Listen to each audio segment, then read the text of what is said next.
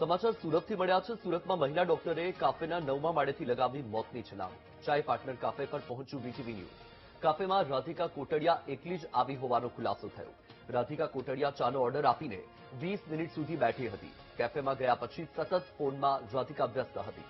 અચાનક 9મા માળે ચઢીને કૂદીને આપઘાત કર્યો છે।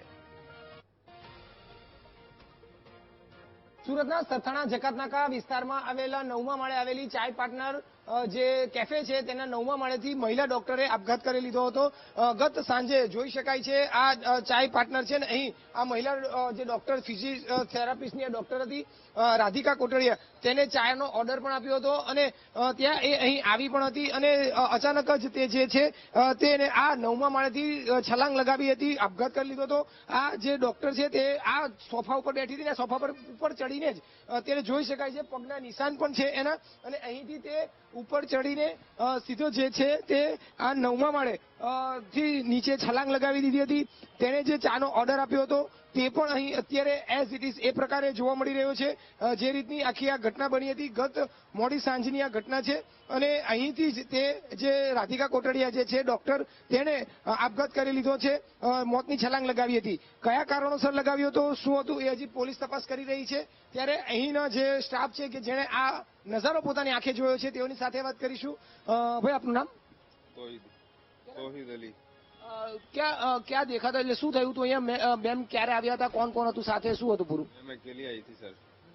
मैम ने ऑर्डर दिया आने के बाद और फिर मैम ने बोला पानी की बोतल और एक गिलास लेके आ जल्दी और फिर मैंने ला के दे दिया।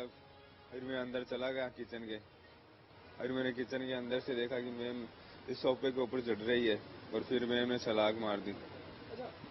उसके पहले किसी के साथ बात हो रही हो ऐसा कुछ पता था? फोन ही चला रही थी मैम।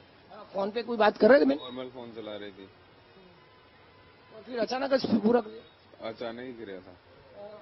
क्या ऑर्डर में क्या क्या दिया था उन्होंने? चाय केवल।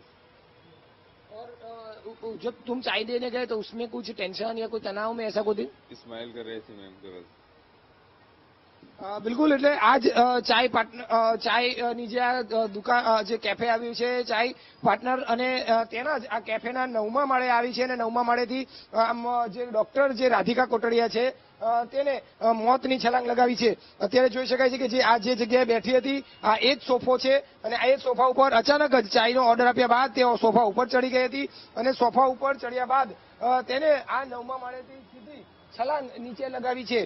જોઈ શકાય છે તેના આ છલ્લા પગના નિશાન પણ અહીં જોવા મળી રહ્યા છે અને કયા કારણોસર તેને આ આપઘાતનું પગલું ભર્યું છે તે અત્યારે એક તપાસનો વિષય બન્યો છે।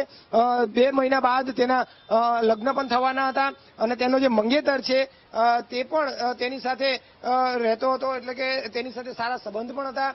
આજે જ્યારે મંગેતર સાથે પણ વાત થઈ, કયા કારણોસર આ પ્રકારનું પગલું ભરી શકે છે તે પણ આશ્ચર્યમાં છે, પરિવાર પણ આશ્ચર્યમાં છે।